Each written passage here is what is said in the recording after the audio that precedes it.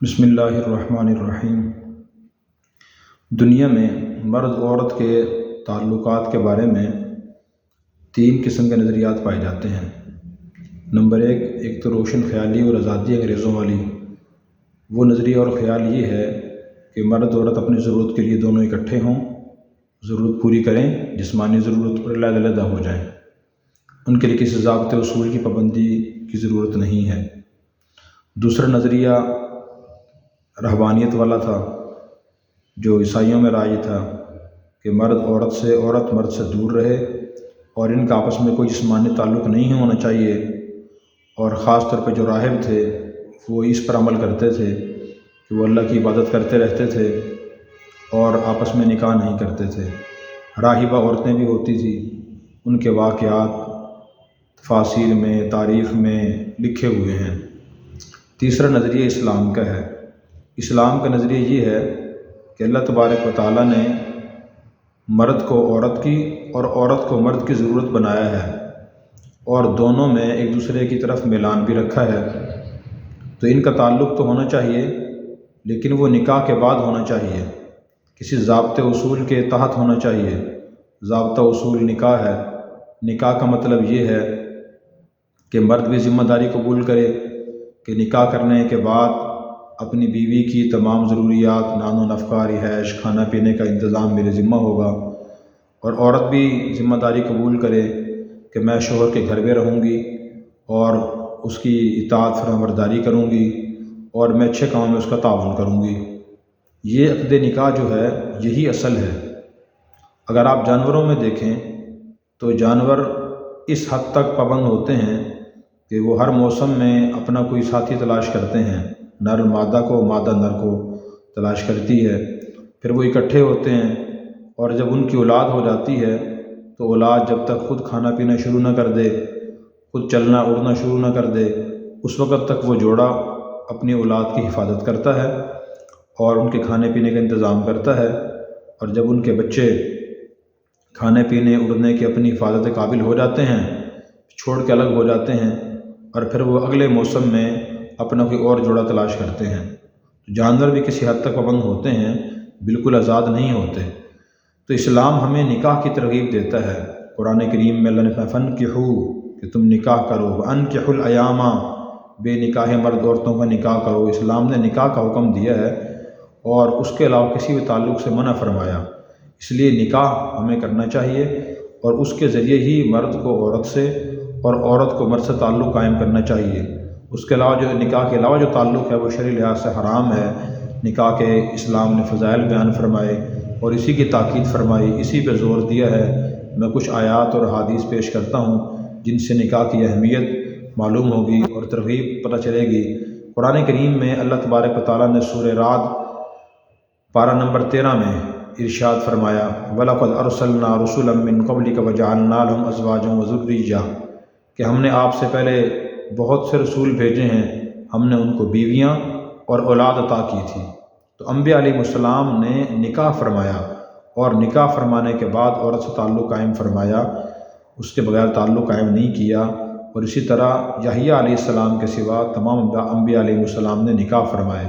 اسی طرح ایک حدیث میں نبی پاک صلی اللہ علیہ وسلم نے ارشاد فرمایا کہ اربع من سنن المرسلین، 4 چیزیں تمام پیغمبروں کی سنت ہیں۔ نمبر 1 النکاح والتعطر والسواک والحیاء، حیا کرنا، اور اسی طرح خوشبو لگانا، مسواک کرنا اور نکاح کرنا، یہ تمام انبیاء علیہ السلام کی سنتیں ہیں۔ جامع ترمذی کی روایت ہے۔ تیسری روایت میں آپ نے ارشاد فرمایا یا معاشر الشباب من استطاع منکم الباءۃ فلیتزوج فإنہ اغض للبصر واحسن للفرج ومن لم یستطع فعلیہ بالصوم۔ اے جوانوں کی جماعت، اے نوجوانوں، تم میں سے جو شخص نکاح کی ذمہ داریاں پوری کرنے کی صلاحیت رکھتا ہو تو اسے شادی اور نکاح کر لینا چاہیے، اس لیے کہ نکاح اور شادی یہ نظر کو نیچا کرتا ہے اور آدمی کی عزت کی حفاظت کرتا ہے۔ یہ آپ صلی اللہ علیہ وسلم کی نوجوانوں کو ہدایت ہے، اور آپ کا نوجوانوں کو مشورہ ہے کہ ہر نوجوان کو جس میں نکاح کرنے کی صلاحیت ہو، اخراجات برداشت کر سکتا ہو، کوئی رکاوٹ نہ ہو، تو اسے نکاح کرنا چاہیے۔ یہ آپ صلی اللہ علیہ وسلم اس کو ترغیب دے رہے ہیں۔ اسی طرح آپ صلی اللہ علیہ وسلم نے یہ بھی ارشاد فرمایا کہ النکاح من سنتی، نکاح میرا طریقہ اور میری سنت ہے۔ فمن لم یعمل بسنتی فلیس منی، جو میرے طریقے پر عمل نہیں کرتا اس کا مجھ سے کوئی تعلق نہیں ہے۔ وتزوجوا، اور تم نکاح کرو، فانی مکاثر بکم الامم، میں تمہاری وجہ سے، تمہاری کثرت کی وجہ سے امتوں پر فخر کروں گا۔ ومن کان ذا طول فلینکح، اور جو شخص نکاح کی طاقت رکھتا ہو تو اسے نکاح کر لینا چاہیے۔ یہ سنن ابن ماجہ کی روایت ہے، باب ما جاء فی فضل النکاح۔ اسی طرح ایک اور حدیث میں ہے کہ حضرت عثمان بن مظعون رضی اللہ عنہ نے حضور سے اجازت مانگی تھی، یا رسول اللہ میں بے نکاح زندگی گزار لوں، تو آپ نے ان کو اس سے منع فرمایا کہ تم نکاح کرو۔ اسی طرح سنن ابو داود کی روایت ہے جس میں آپ نے ارشاد فرمایا، لا ضرورت فی الاسلام، اسلام میں ترک نکاح کی اجازت نہیں ہے بلکہ نکاح کر لینا چاہیے۔ اور راہبوں نے جو روش اختیار کی ہوئی تھی اس کے بارے میں سورہ حدید میں اللہ نے ارشاد فرمایا، وَرَهْبَانِيَّةً ابْتَدَعُوهَا مَا كَتَبْنَاهَا عَلَيْهِمْ إِلَّا ابْتِغَاءَ رِضْوَانِ اللَّهِ، کہ راہبوں نے جو رہبانیت اختیار کی ہوئی تھی وہ ہم نے ان پہ فرض نہیں کی تھی، انہوں نے خود ہی ایجاد کی ہوئی تھی۔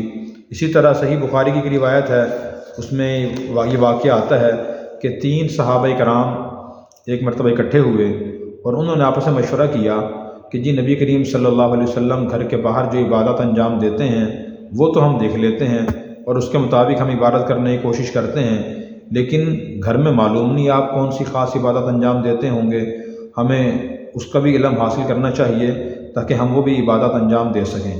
چنانچہ یہ تینوں افراد نبی کریم صلی اللہ علیہ وسلم کے گھر تشریف لے گئے، جا کے دروازے پہ دستک دی اور پھر کسی زوجہ محترمہ نے اندر سے پوچھا کون، تو انہوں نے بتایا کہ جی ہم ہیں، اور پھر انہوں نے پوچھا کہ جی آپ بتائیں کہ نبی کریم صلی اللہ علیہ وسلم گھر میں کون سی خاص عبادت انجام دیتے ہیں، تو زوجہ محترمہ نے جواب دیا کہ آپ تو کوئی خاص عبادت انجام نہیں دیتے۔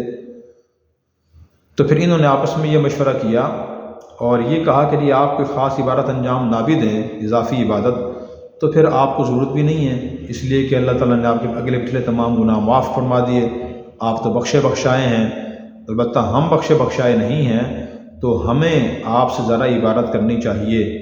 تو ان میں سے پھر ایک نے کہا، اما انا فانی اصلی اللیلہ، کہ میں ہمیشہ رات کو نماز پڑھا کروں گا اور میں کبھی آرام نہیں کروں گا۔ وقال آخر، اور دوسرے نے کہا، انا اصوم الدہر ولا افطر، کہ میں آئندہ ہمیشہ پورا سال روزہ رکھوں گا، کبھی روزہ نہیں چھوڑوں گا۔ وقال آخر، اور تیسرے نے کہا، انا اعتزل النساء، کہ میں عورتوں سے دور علیحدہ رہوں گا، پوری زندگی نکاح نہیں کروں گا۔ فلا اتزوج ابدا، میں کبھی نکاح نہیں کروں گا۔ رسول اللہ صلی اللہ علیہ وسلم جب گھر تشریف لائے تو آپ کی زوجہ محترمہ نے آپ کو بتایا کہ 3 حضرات آئے تھے آپ کے صحابہ کرام، اور انہوں نے ہم سے یہ سوال کیا اور ہم نے ان کو یہ جواب دیا، اور پھر انہوں نے آپس میں کھڑے ہو کر یہ باتیں کی ہیں اور ہم نے یہ باتیں سنی ہیں، یہ باتیں آپ کو بتا رہے ہیں۔ ان تینوں نے یہ اپنے عزائم ظاہر کیے ہیں۔